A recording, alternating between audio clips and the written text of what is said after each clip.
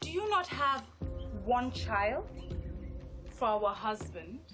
And is that child not a girl? The little girl does not know her place. There is little or no... And in the building, we finally have an actor, a director, someone who started off professionally as, you know what, let me stop. Let me just calm down. He started out in some way those Shallow Waters. Exactly, Shallow Waters. And also Franca Brown's Serpent in Paradise. He's also been responsible for a whole lot of stuff that you see currently on Nigerian television in Riona. Which other ones? He also directed or produced Joche, if I'm not mistaken. Yeah, Joche. And hey, let's just already go ahead and let's not tell you forget who that. It is Mr. James Omokwe in the building, Lagos, yay!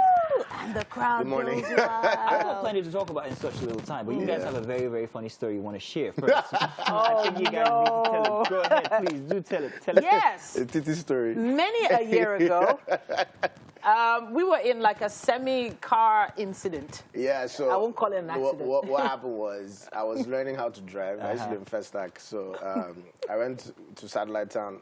And, you know, Titi was like, oh, you know, she's going to the island, let's go. I was like, yeah, you know, I can drive, you know. I got you. So I got you, you know. So, unbeknownst to her, that was my first time being on the express. So when we were climbing on that mile 2, you know, whatever, you know, there was a trailer coming. And, you know, the trailer was coming. I was scared. And then the thing just hit me. So I was like, ah! Titi was the only calm person. Like, I was the one shouting because... calm down. Relax. Like, I knew the damage because it wasn't my car. It was my uncle's car. And how do I explain? Yeah. I hope your uncle's not watching right now. I don't know. but yeah, we so many times right here on the show when things are going crazy, that's why we turn to Titi. She's like, I don't know why I was being so calm. We'll come back tomorrow. The trailer was like right here. Yeah, But you know, he's had an amazing journey. And I can still remember. I can still remember your first production, very first production you had. Awakening, and there was some interesting graphics in there. I don't like you today. You're fired. Oh, sorry, I can't fire you. Can't fire me. No, I've known Titi for quite some time. She's been a part of the journey. Yeah. So. Titi's been a part of everybody's journey. So many people, everybody knows. Yeah, true, very, very true. You have. Stop it. You can't be in media and actually not have encountered Titi. Okay, I but can listen. This is not about you.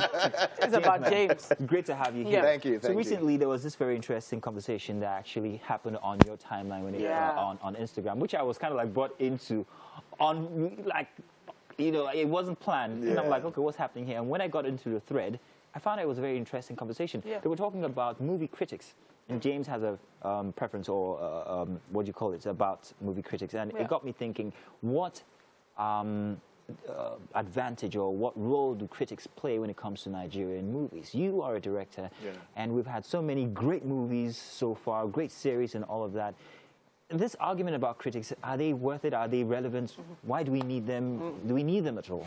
So I feel like, first of all, you think of it, I mean, people who are in my industry, producers or directors, they're very touchy about their work.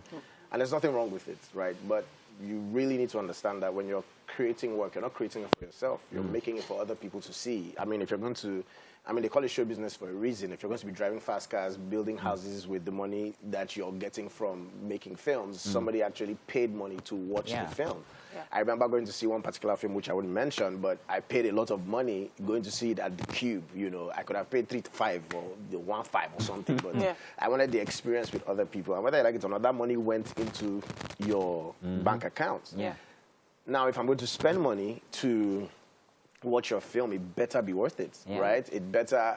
I may not be a professional in terms of story arcs or whatever, but the film has to be interesting. I can't waste 1 hour, 30 minutes paying for something that I didn't like. You would complain, like what I said when somebody was like, "Oh, people should stop complaining about stuff." And I told the guy, I said, if you go to the restaurant and you know you pay for food and you complain.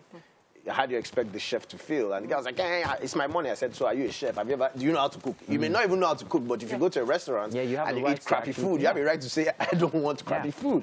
Now, it's okay if the person who made the film gets touchy which is normal. I mean, if I tell somebody who made, like, the person who's cooking now, if I say, oh, your food doesn't taste great, which I'm sure it does, she'll feel bad. But there's something to take away. What you're taking away is, okay, so how can I get better? How can I serve you better? So that is it. Now, are Nigerian directors and producers actually taking that feedback? Are they open to feedback like that? Are they open to critics? So, to be honest, not a lot of people are.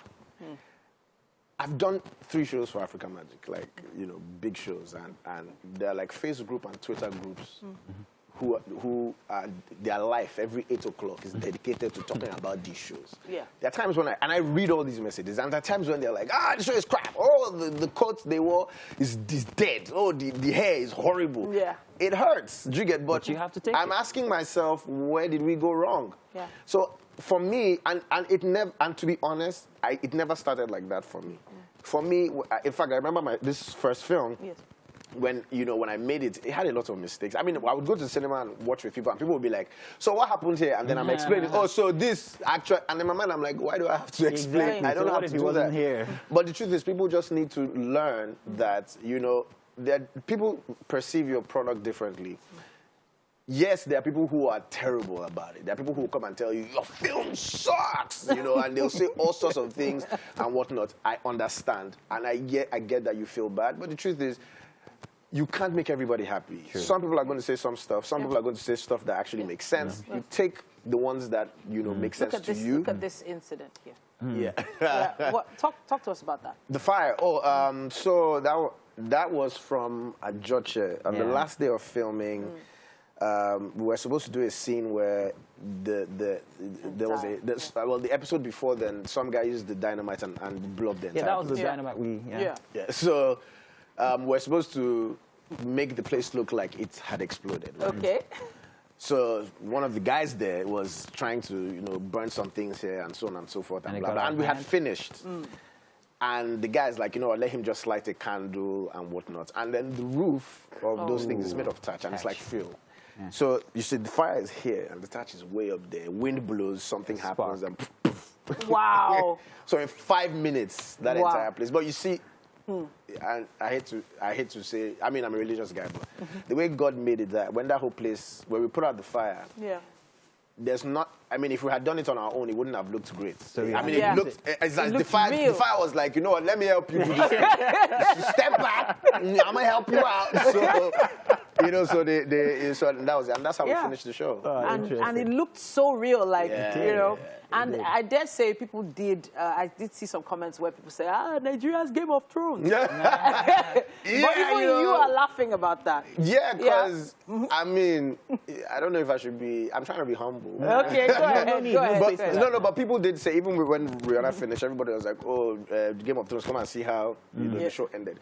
I like the fact that people did, I mean, Game of Thrones is a better show, come on, whatever. But I like the fact that in terms of story, people compared the show to Game of Thrones. I mean, it makes me feel good. So about that story, about the whole thing, when you are putting together this whole universe, how do you go about selecting people that you want to work with? So the way it happens is that the channel, you know, there's something called a story workshop. So they select a head writer, and then the head writer selects a couple of people, story editors and other writers in the room. There are like maybe 6 or 7 people, then plus myself, plus my producer, line producer, and some other guys from the channel.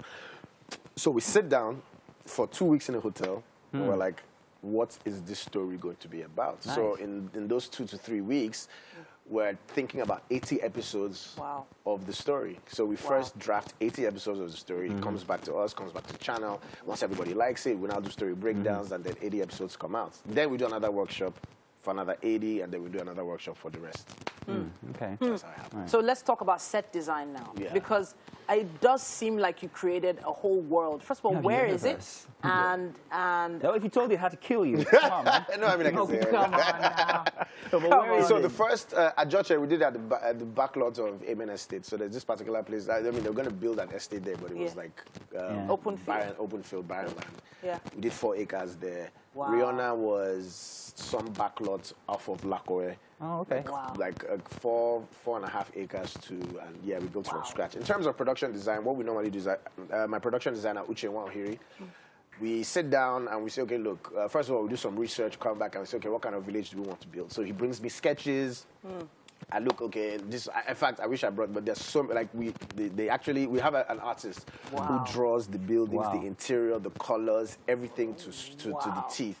So I look at it and I make some changes. I say, okay, let's do this. Okay, then he now says, okay, this is how big the building will be, how long, how many we will have. And then they go ahead and build. So I go inspect. I say, no, I don't like this, move this here, do this, and that's how we build. Wow. So you're making this all sound concise, but this is a lot of work. It's a lot of work. It takes I 11 weeks to build. First of the way you speak, I can see that you're trying to put in so much in there. I'm enjoying it. It's like as if we can bring up any topic and he's going to talk about it. Yeah. I can see you're trying to put in everything. We cannot contain that in the little time that we have here today. It's very fantastic that you have joined us and all giving us a back view into everything that you've done, critiquing and all. So, we actually asked to, I know now. Please write me into the Father of Dragons. Tell you what, guys, let's see something from Ajoche, and then when we come back, we're going to be feeding this man here. We'll be right back. Just stay tuned.